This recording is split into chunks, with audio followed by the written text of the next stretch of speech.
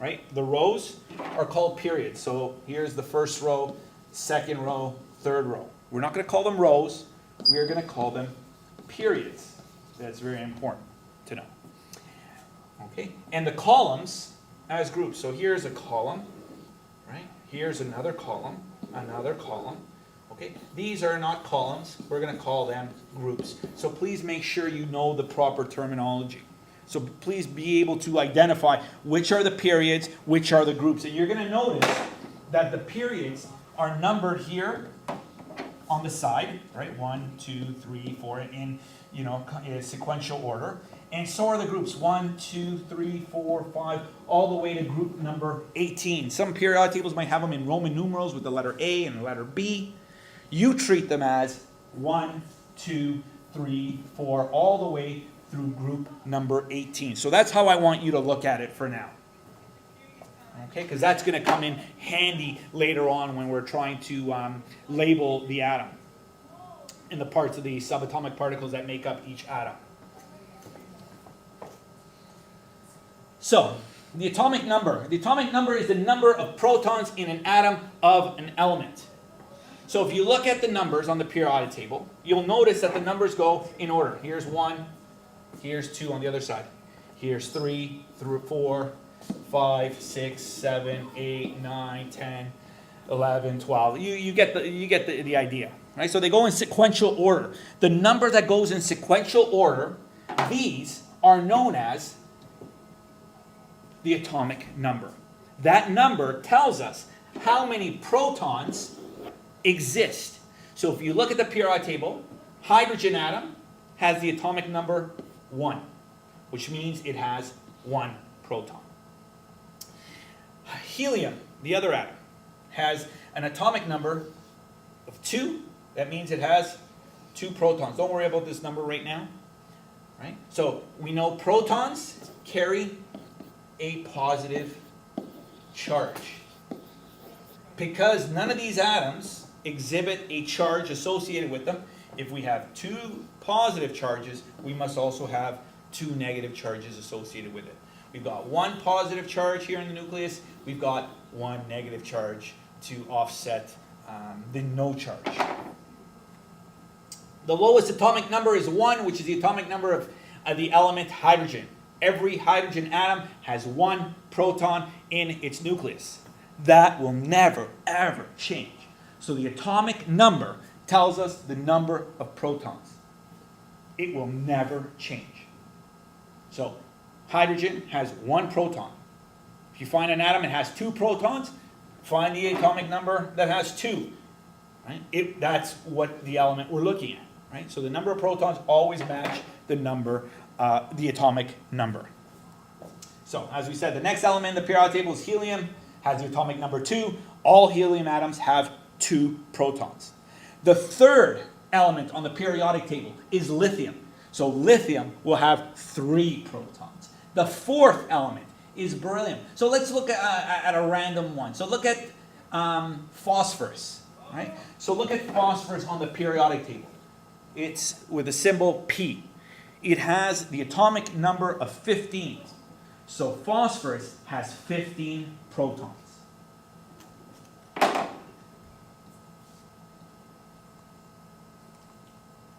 Atomic number increases by 1 with each consecutive element. So as we go from left to right, like we read, right, like the English language is in terms of reading, go from left to right, it goes 1, 2, and then down to the next period, 3, 4, 5, 6. So it goes in order. The atomic number always goes in order. So that atomic number, as we said, number of protons. This increase continues through the entire table until the atomic number is well past 100.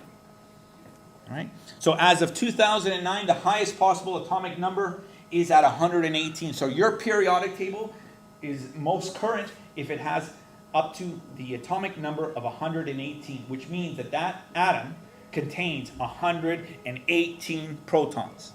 If you do not have 118 atoms in your periodic table or elements in the periodic table, then you've got one of the older versions of the periodic table. Other information that can be found on the periodic table. Within each boxed element on the periodic table usually shows the element's name, the symbol, and the atomic number. Okay? So, name, symbol, atomic number. Those three things should always be there. Sometimes you might not see this, the name, right? Sometimes you might see an even simpler version. But the atomic number should always be there.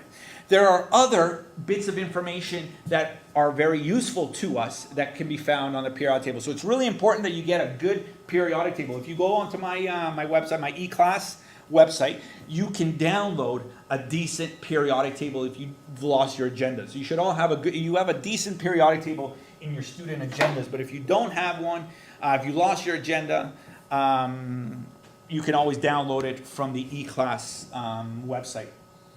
Okay, so other bits of information that can be found in each one of these boxes are as labeled. We have the atomic mass, right? So the so-called weight, okay, and in quotations, weight, right? We don't really use it in terms of weight, but we refer to it as mass. But that's kind of like, you know, the mass of this atom. Okay, and you'll notice that it's in decimal form. A lot of times, what I want you to do is I want you to round it off to the nearest whole number. So as 56, when you do certain calculations, and I'm going to show you, don't always do that, right? Don't always do that. You don't need to always do that. But when you're doing a certain calculation, I'm going to show you guys later, round it to the nearest whole number. And then another thing you'll find is the ion charge. So it just tells us how many electrons can be gained or how many electrons can be lost by that atom to reach a stable state. So for this one, iron can be a +3 or a +2.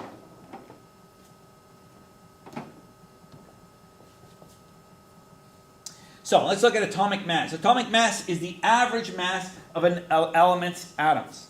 One thing you're going to know is that each atom, okay, each element has what we call isotopes of themselves, right? So it's never really the same type of iron, right?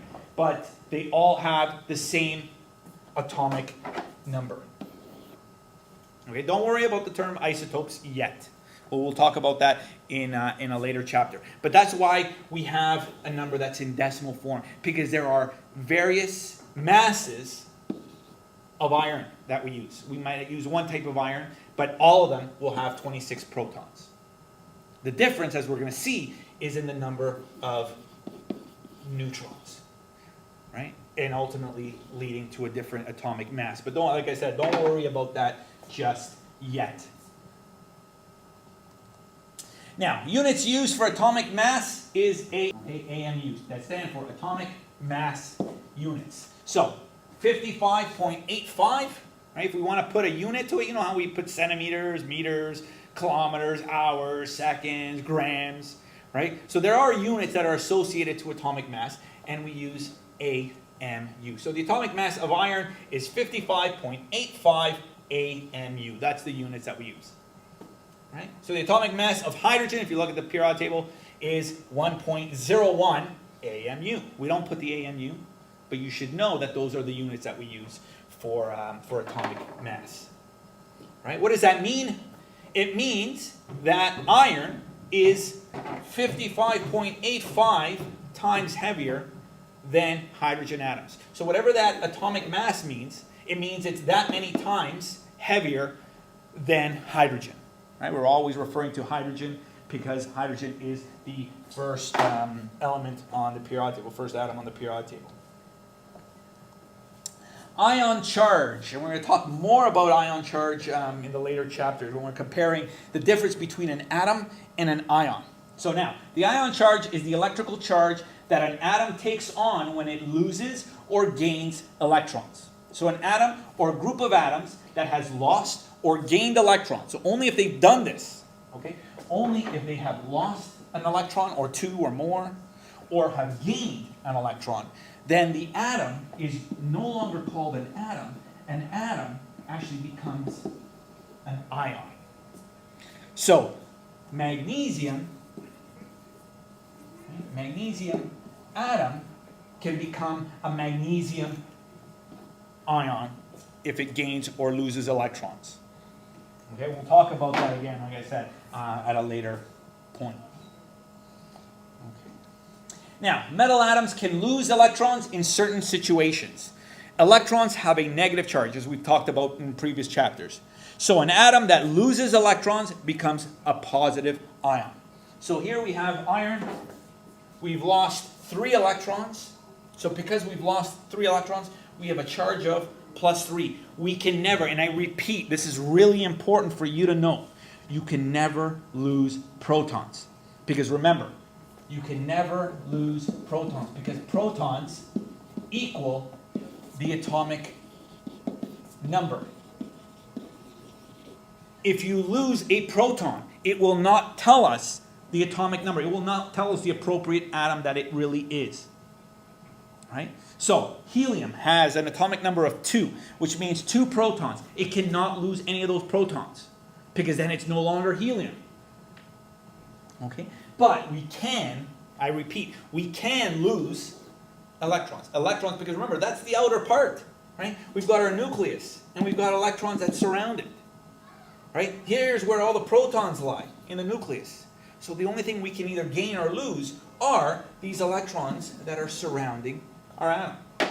So, in this example as we have here, right, if an iron atom loses 3 electrons, it becomes the ion that has the +3 charge. If it loses 2 electrons, it becomes an ion with the +2 charge. And if you look at that box that we saw before, we saw the +2 and the +3. And if you look at your periodic table, you'll find iron like that. And that's what it means. When you see the +2, it means that we lost that many electrons. If it says +3 or if it says +1, it means we've lost that many electrons. Now, if you look at all the metals are the ones that actually have this positive charge. If you look at the non-metals, they all have a negative charge associated with them. That means they have gained electrons. And again, we're going to talk more about that in a later chapter. So, elements with atoms that can form similar ions are grouped together in the periodic table. Metals generally lose electrons and become positive ions. So if you look at the periodic table, you'll see that the metals all have positive ions that are associated with them. Which means metals will lose electrons. When metals lose electrons, they become positively charged, right? And these positive ions are called cations. So we think of the T as a plus shape, right, for positive.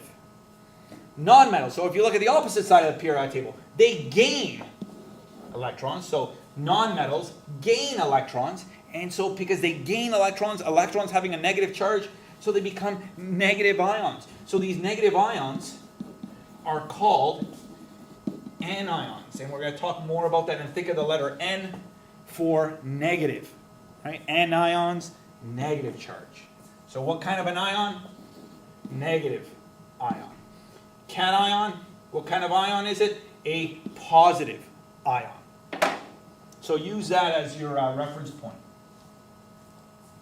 Some elements do not form ions. So an example, helium does not form ions. So if you look at group 18, it is the column at the very, very right of the periodic table. It starts off with helium, neon, argon, krypton, xenon, radon. All of these do not form ions, right?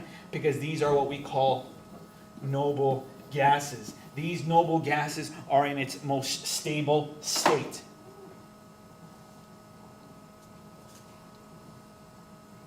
For these elements, no ion charges are shown in their squares in the periodic table. So you'll notice that those are the only elements that really show no charge. You'll see some of the metals also don't show them, but we'll talk about that at a more senior level.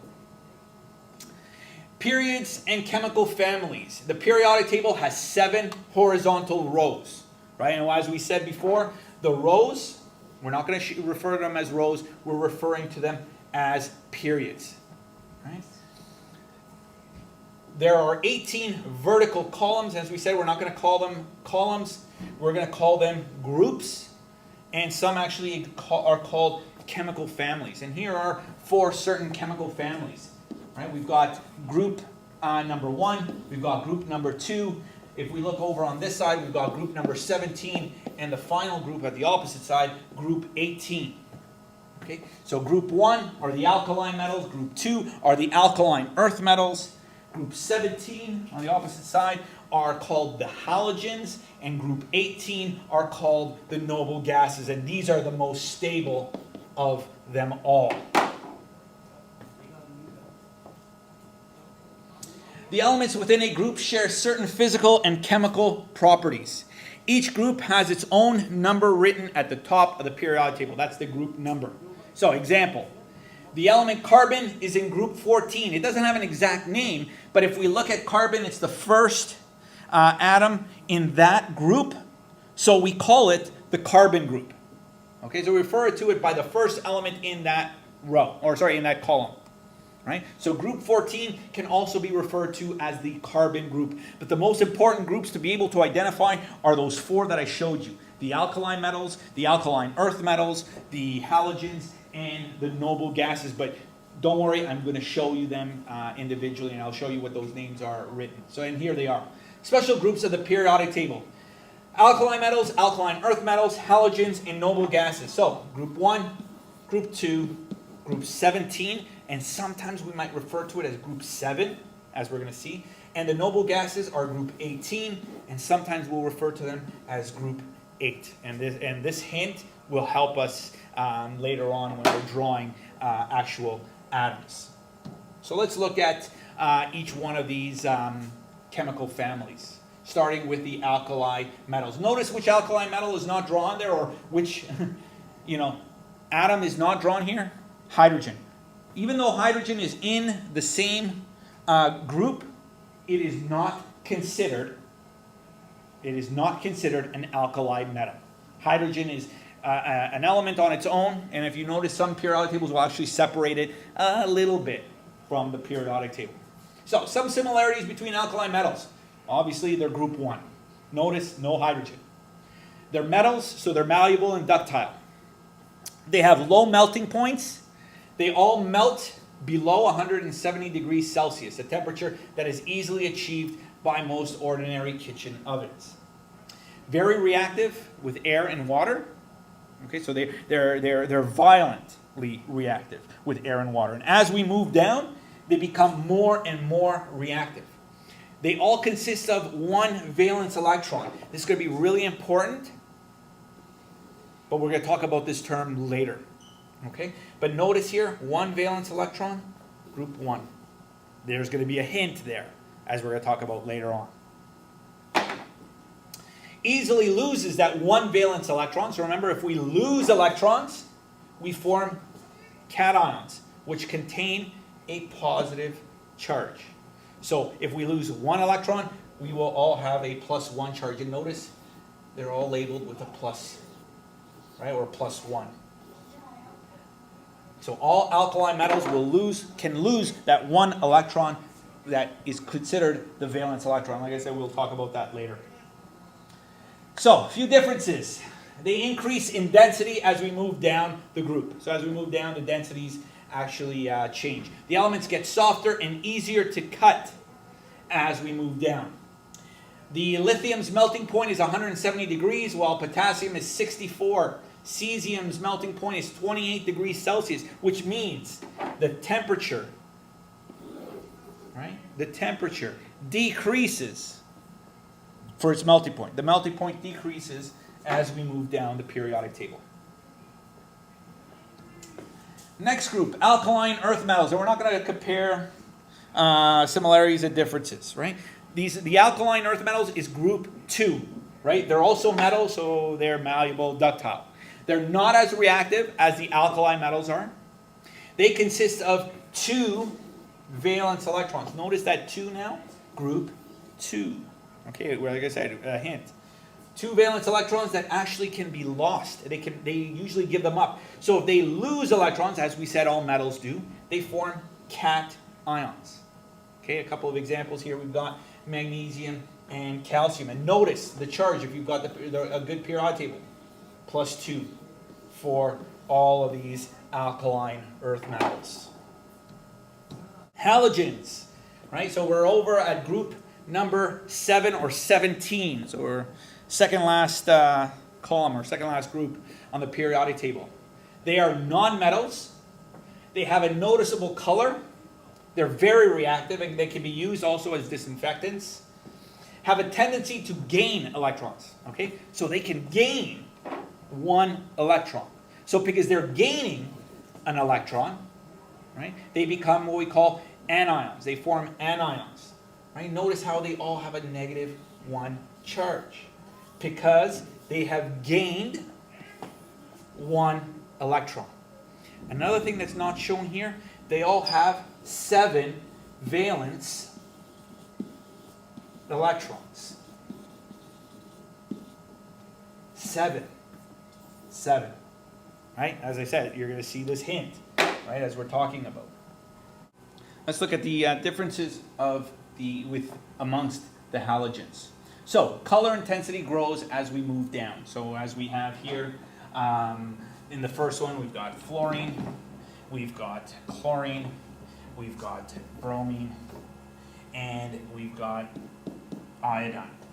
Okay, so as I said, as we've noticed that there is a distinct color amongst the halogens, and that the intensity of the color actually increases as we move down the periodic table. Their melting points also gradually increases as we move down. So if we look at fluorine, the temperature in which it melts is at -219 degrees Celsius for fluorine. But if we go further down to iodine, right, that temperature goes to 113 degrees Celsius as the melting point for iodine. And finally, the noble gases. So similarities include the fact that they're in group 8 or 18. Okay? They're very stable elements since their valence shell is full. And we refer to this as an octet rule. I'm introducing the term, but we will talk more about it in the upcoming chapters. So, and we think of, and if we want to break down the term octet, think of 8. So their valence shell full with the exception of helium. It's still full, but it's not going to fulfill that 8 valence electrons rule. Does not bond with anything, so you'll never see helium or neon or argon bonded with oxygen or with chlorine or with anything else. They exist as its own entity. All exist naturally as colorless gases. These elements will glow with bright colors if an electric current is passed through them. So we think about, neon lights, right, in the different colors, right, that bright colors. So whenever we look at, bright colors, we think of xenon, right, the xenon lamps we can find in cars, right.